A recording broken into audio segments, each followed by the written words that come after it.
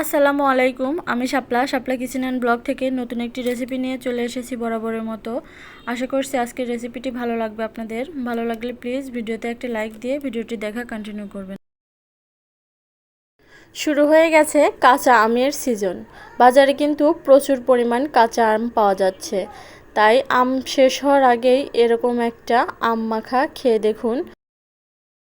এই আমগুলো এখন আমি ছিলে ধুয়ে গ্রেটার দিয়ে একটু কুচি করে নিয়েছি, যে এইভাবে গ্রেটারের যে ছোট ছিদ্রগুলো আছে সেটা দিয়েই আমি কুচি করেছি, যে এইভাবে। আপনারাও চেষ্টা করবেন গ্রেটার দিয়ে গ্রেট করে নেওয়ার, অথবা পাটায়ও আপনারা এইভাবে ছেঁচে নিতে পারেন। তো এখানে আমি কিছু কিছু উপকরণ দিয়ে দেব। এই যে এখানে আমি 3 টেবিল চামচ পরিমাণে চিনি দিচ্ছি।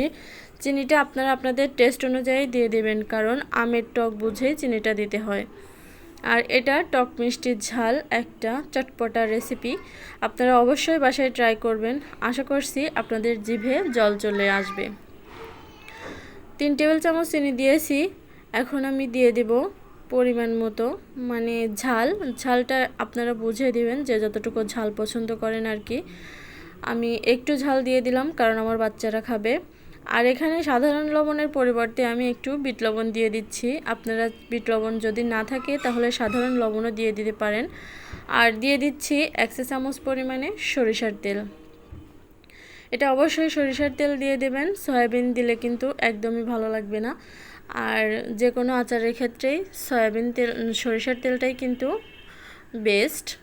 তো এখন উপকরণগুলো দিয়ে আমি এইভাবে একটু মেখে নিচ্ছি।